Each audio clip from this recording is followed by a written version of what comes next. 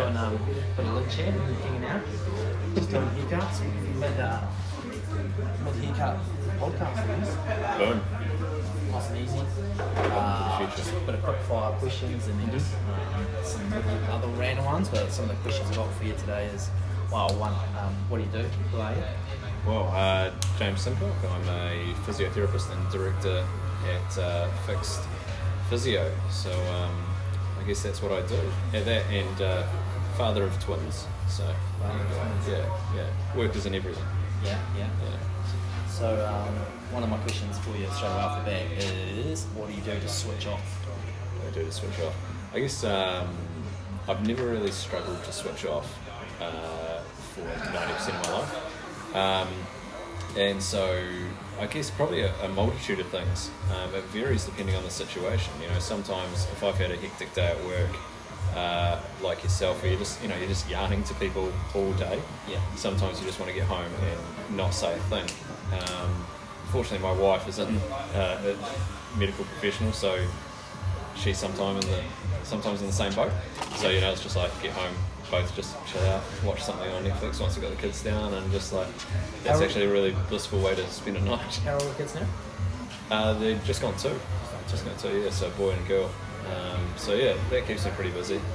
But otherwise, like, Do you have any activities, golf or anything like that? Yeah, absolutely. So I mean, golf is probably my biggest switch off. You know, when you're out there, it's kind of all you're doing. Yeah. So normally you got like the weight of the world maybe on your shoulders, that kind of thing. You go out on the golf course and you throw the weight of the world in the bin, and you just beat yourself up about how crap you are at golf. So it's kind of. But I think in that situation, two wrongs make a right, and you start. So it's just more angry. Yeah, absolutely. By switching your brain onto something else, it's almost like it gives that part of the brain a chance to breathe. So golf's a big one. I've been trying to get into a bit of surfing and things. I'd love to get up snowboarding more. But yeah, at the moment with life, time is a luxury item. Yeah. So it's just working things around there. But even just catching up with a mate. For beer, doing a bit of gaming online. Got some mates that are also stay home, or like not stay home, but have little kids. Yeah. So they're sort of the same thing. They can't really go out to socialise. So you chuck your headphones on. But yeah, a bunch of things to switch off. Yeah. How long have you been self-employed for? So you left uni, worked, did your placement? So 3 years in Dunedin, Yeah. Which was very good times. Did my placement year up here in Christchurch, and then worked out that if I went straight into a job, I was going to go insane. So I went travelling 2 days after I graduated. Even had my dentist telling me that I should be going straight into a job. I would have argued with him if his hand wasn't down my throat. But I got out of here, travelled for just over 12 months, went around the world with a mate and saw things, did things, good fun. Came back and eventually found a job in Wellington. Oh yeah. Yeah, so did the grind kind of thing, worked with some teams up there, which was pretty cool. Did some cricket team, rugby teams, that sort of thing. And then with my wife's work, moved down here to Christchurch. 6 years ago? 6.5 years ago maybe? That's hard to remember now. And worked for one of the big local firms, grinding away there, learning a lot, of course, a lot of support.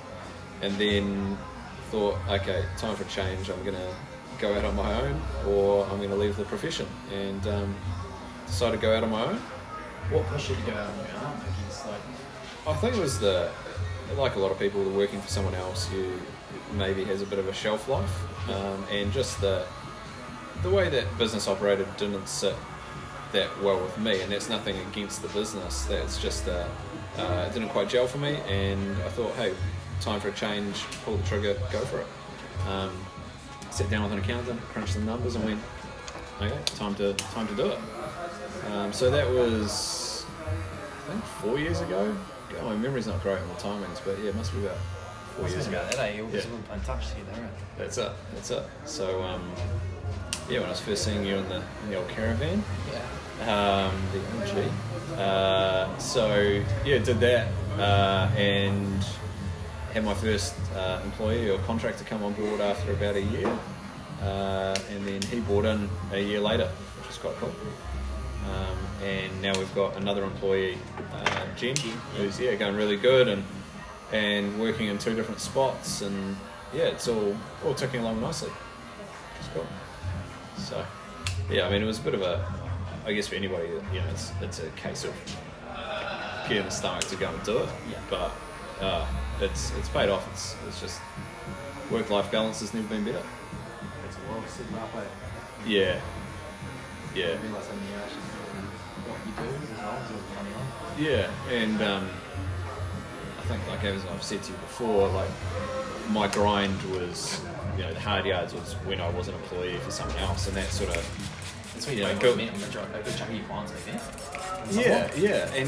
and you just learn the skills of the trade. Yeah. Like anything, if you try and set up straight off the bat, after graduating or qualifying or whatever, you're a bit too fresh, I think, and so having that time under the belt certainly helps. I kept it small. I had a good business plan, great support around me, and we made it work, which was cool. My wife was super supportive, and that obviously helps as well. So, no brainer. What gets you out of the bed in the morning? Generally, the screaming of at least one twin, one kid, and that's any time between 5 and 6, ideally.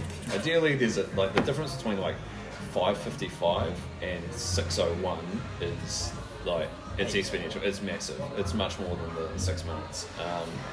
Seeing that 6 at the start of the clock is like, oh sweet, it's time to get up. See the 5, you're like, you come on. I mean, what gets me out of bed? The kids and coffee, pretty much. And then I look forward to whatever I've got on that day, because each day's a fresh, each client's different or different challenges. Each day with the kids is different or different challenges. So I do enjoy that, to be fair. Keep you on your toes a little bit, first thing in the morning, waking up. Yeah, absolutely. But no, it's good fun. It has its challenges, but it is good fun. Yeah. Are you a goal setter or a wing it? Wing it mode? I guess some goals, but they're kind of loose. So I'd probably say more wing it. Yeah. I guess this might sound silly, but if I have something in particular I want to go after, then hey, that becomes a goal. But a lot of the time it's play what's in front of me. Like the business, I didn't have any great particular goals other than please work. Open it up. And hopefully the model works. But that worked out pretty quickly that was going to be there, and it was like, okay, well, what next? And I think sometimes people can get too stuck in they're always looking forward, next day should be better than this day, that kind of thing, to actually enjoy the present. Mindfulness is such a big topic, I suppose, at the moment, and by talking and by being more of an open conversation, you realise how many people struggle with that. When you personally, I don't think I do. I think I can enjoy the little things, sometimes to my detriment, for sure. Like a little bit of foresight and planning can come in handy. Yeah. For the whole mindfulness thing, that's why I love motocross so much, because often I'm not away with the theories, but I'm thinking of the future and what I can do now. But then when you get to the motocross track, you actually have to think like milliseconds right in front of you, and so it actually pulls your thoughts back, which is kind of funny, but it makes you kind of be a bit more like present, and then when you get back to the pits, you're actually so much more like relaxed and like calm, and you're not worrying, and half the time you're out of reception, so you can't worry about what's going on in the shop. Too bad, like you're out of the shop. So. And I think a lot of those like visceral experiences, and sport is such a big one for it, is that you are playing what's in front of you, often literally, whether that's on a bike, a board, bat and ball, whatever, and so that's your mind is focused on that, and that frees up almost like the other RAM to just kind of do whatever. Just kind of switch off almost, and reflect. So I mean, it is. I'm glad that it's such a prominent topic now. People learning or having to be educated about how to Do switch off. they teach it at uni at all, or not really? Like, it's Nah, not dude, it's definitely a bit of a lacking. I mean, you have a lot to cover anyway. Learning about the human body is pretty full on, but we definitely They did talk get about like into. bead talk and stuff like that. Like, would they talk it on this like what is it bead talk? There's a thing where it's basically like bead manner or something like that. Where the person's like, yeah, where the yes. person's like there talking to you, and then they unload all the stuff because you're in the person's bubble. Yeah, they do, but not as. It doesn't prepare you for. Yeah, perhaps, and you're probably naive. I mean, you're young, you're new to it, and that kind of thing. But yeah, like the therapist part of physiotherapist is massive. Like it's huge, and like we do hour-long appointments. We have really long appointments, so we really get people to open up. We build rapport and that kind of thing. And so, and being physios, kind of like barbers, I suppose, is that you overcome one of society's big taboos by touching people almost immediately. So, and always appropriately. So it's a case that there's that instant, I don't know if it's trust, but understanding it, and people do, I suppose. I guess it is trust. Though. It's like it takes them a little bit to build up trust, and then kind of have that like trust bubble broken pretty quickly by someone doing the haircut. And then, like close, and then exactly. for you it'd be like clicking their neck and like holding their neck, like, oh shit. Like, yeah, and it's a case where you through experience you learn skills, and you watch your mentors and that kind of thing. So, as I said, learn a lot from previous jobs, and that really is the case. tighten the beard up a little. Yeah, right. Yeah, definitely. Give me a pull it up a little. It's probably worth tidying it up. Not too much though. Just probably like here, right? Yeah. So, you learn that skill like all your other skills and develop it. Yeah. And I think it is an area that there should be more focus on, because we are able to provide a really, I guess, intimate and close service, and talk to people. If you can't talk to people, you can't physio.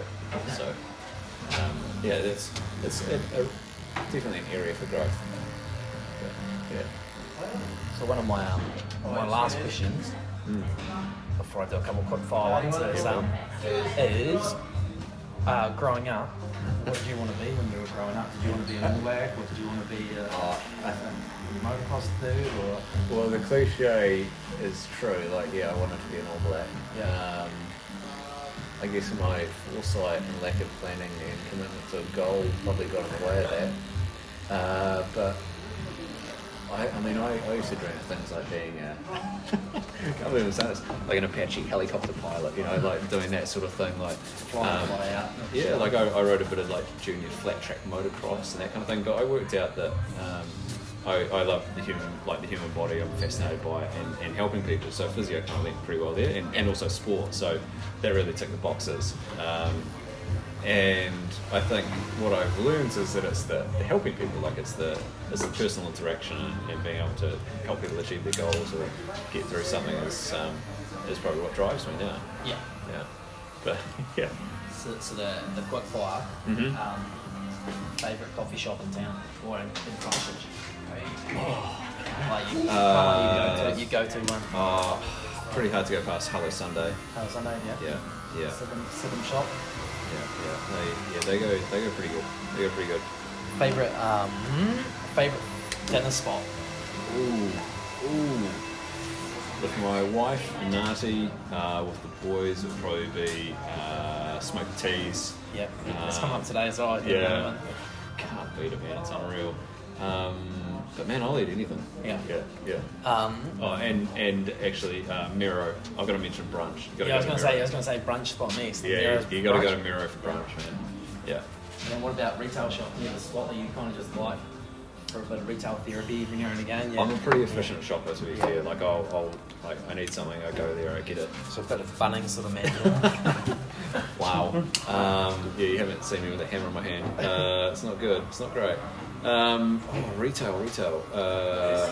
Torpedo 7, like outdoor stuff is pretty good, and because they had R&R, or they were R&R, those guys generally know what they're doing, so I find them, they've always been pretty good. Or Dress Smart, man, I love bargainer. Yeah, you're a good bargain hunter. Yeah, and I love hitting up my man Matty Lewis out of Sterling Sports Hornby. Oh yeah. Finding some fresh kicks, but I go on there in my old shoes and he just judges me mercilessly. Yeah. So that's young. Yeah. And then there'll be quick fire ones here. Oh, very good. Very good. Thanks for coming on, James. We live chat.